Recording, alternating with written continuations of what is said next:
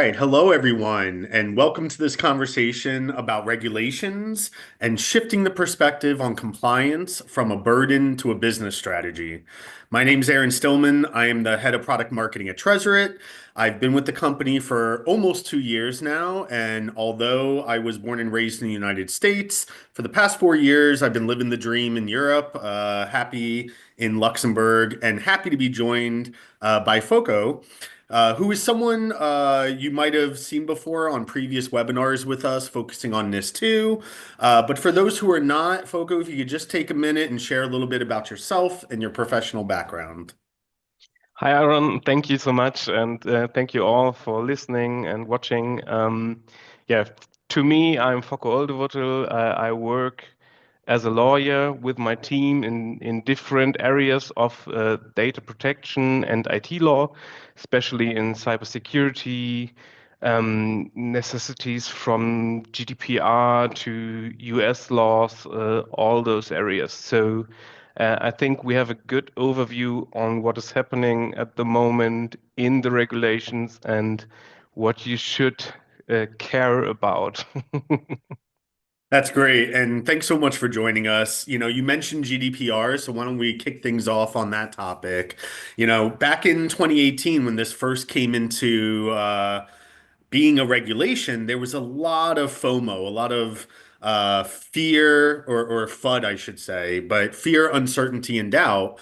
The headlines were really focused on, the possibility of massive fines. I think it was, 20 million or 4% of global turnover, whichever one of those two was higher. And I think that triggered, I would say, a natural human response where everyone sort of jumped into a culture of risk aversion and how do we make sure we avoid the fines?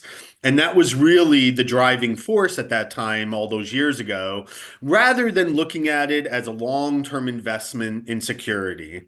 So regardless of whether it's, GDPR or NIS2 or DORA or HIPAA or any of these, security focused regulations, they all fundamentally have the same objective. They want to enhance security, protect sensitive information, ensure operational resilience, and that's really at the core or the heart of it. While there are specific requirements that vary, of course, the core principles remain the same, ensuring businesses safeguard the information, they minimize risk, and they build strong culture around security and the benefits both for the organization and their customer. So, with all that being said, Foko, can you talk to us a little bit about why businesses should go beyond sort of the fear-based approach and this idea of it'll never happen to me, um, sort of mindset, where they're just sort of checking the box, trying to avoid the fine, and instead think of, when it comes to these compliance with these regulations a little differently. Yeah, we had a little chat about this before, and I think it's quite funny that companies or people in these areas who are working in tech or who also don't work in tech don't care about the security measures in a specific way. They're more like led by the fines and stuff like that. And we talked about this. It's like a probability. I think NOIP, so none of your business, the association had put out some statistics, a report where it indicates it's only 1.3% of the cases in GDPR result in fines. And I think we can transfer this to all those other security laws as well, because it's almost the same authorities who care about those topics. And I think this is it, yeah, we talked about this like it's playing lottery. It's like if you don't do anything, it's from a fine perspective, it's almost no probability at all that you will get a fine. So on this side, you could argue you don't even need to do anything at all and just save the money from this way, and just just go on, but it's more of, or from my point of view, it's more like you should, if you want to name it fear, you should fear of getting or lose your data, getting encrypted, get victim of a ransomware attack and stuff like that. And this is the key aspect of security. You shouldn't care too much about the laws because, especially in Europe, but not only in Europe, also in the US, if you have those security laws, um, yeah, you can just Google like European blue wall, and this is like insane amount of security and data protection laws and all that stuff. And if you have a look at it, you go crazy. And you shouldn't focus too much on that. You also on bureaucracy, but you should care about your data security, and that's the key aspect of this. You don't have to care about every single law if you have a good cybersecurity in your company, so you can prevent from getting encrypted or whatever can happen to your data. And I think you should more care about this. Also, this has more than one benefit. It's not only that you can secure your work, that you can work uh, for, or that you don't have to stop your work because you are encrypted, and this usually leads to a break of a few months, and if you fall back on, it's more like a year, something like that, usually. And you gain trust, or at least in a market which is really competitive, you benefit really a lot of it, and you are future proofed. So you don't have to care too much, as I told you, you don't have to care too much about the regulations at all, because especially when you're working international, there are so many different laws in different countries that you can't go with every single legal system. You need to choose whatever you do, and then you need to have a good security. Hmm. Yeah, I really like the way you framed it, talking Mhm. about gambling or the lottery and the fact that like the chance of receiving this fine is almost as high as your chance of beating the casino, right? Um, I think, in the 2 years I've been at Treasuret, we see year over year, more companies that I think are being proactive, and wanting to come forward and work with us at Treasuret because of the end-to-end encryption and what we offer the market. What we rarely see are prospects who come to us saying, Boy, I just got this heavy fine, and now I want to do something."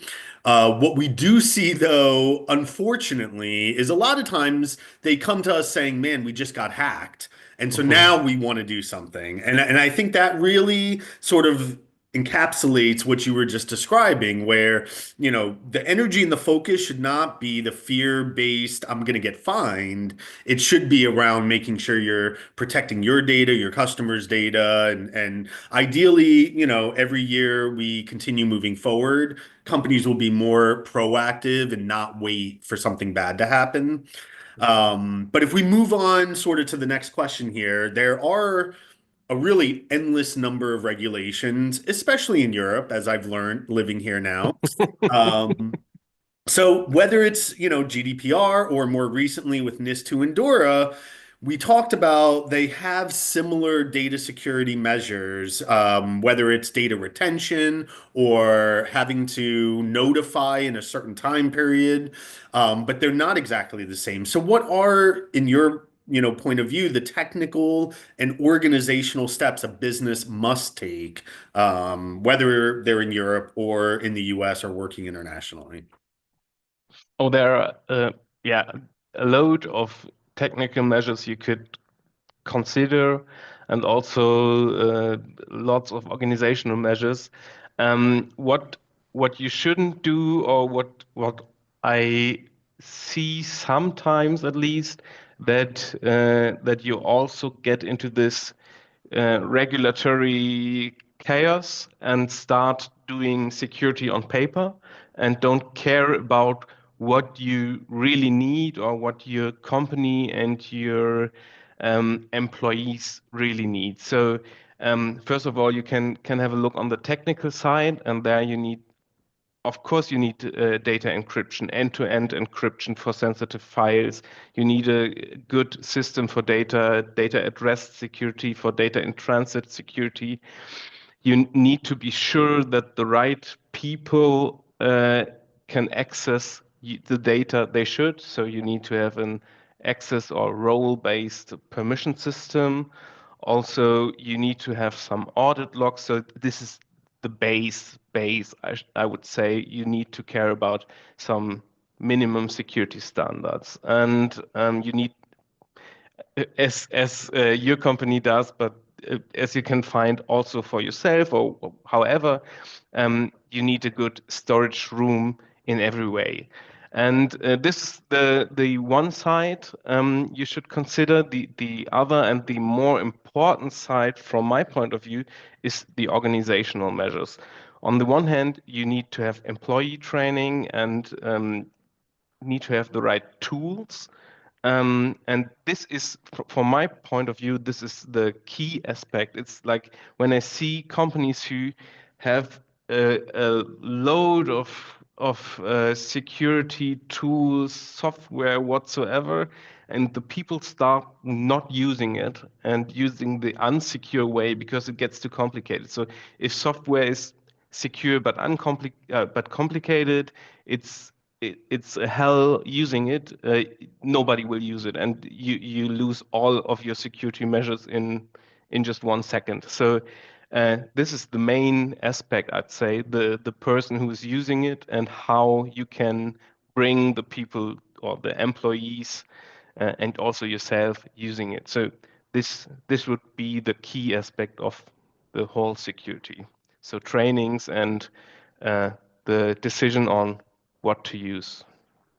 Yeah, I also agree about the Mm, organizational measures that you mentioned. It always comes down to people, process, and tools, right? So even in this mhm, instance, I'm not going to share any names of individuals or companies, but I'll mhm, tell you a quick story. At a company I worked at many years ago, there was a chief information security officer who used to do a training, but he did it in such an engaging way where once a month we had a company-wide meeting and he would display on a slide a list of names of people who fell for the phishing email test and clicked, and it was almost like a wall of shame where everybody started talking about it and nobody wanted to be on that slide. And in a very fun way, we started taking it serious and learning. And yeah, so I really would encourage everyone, just like the tools you select need to be user friendly, the employee trainings that you give, they also need to be, a bit engaging and friendly. Um, so if we sort of transition from that to the next topic, we can talk a little bit about data residency. And so there's a lot of companies that assume once they have these controls in place, they're covered. And it's sort of like this check the box. But what we know at Treasury, and I know you know this as well, and many joining us, where the data is literally stored has huge ramifications and it mhm, is just as critical. So industries like finance and healthcare often have regulatory requirements that certain data has to be stored within specific locations. I know at Treasury we give the opportunity to store data at sort of the organization level, but also at the user level because there a lot of our customers work internationally with uh, companies from other countries, so they'll want to store their customers' data in that country. But can you talk a little bit about why data residency is so important, and it's not enough just to sort of have those controls in place?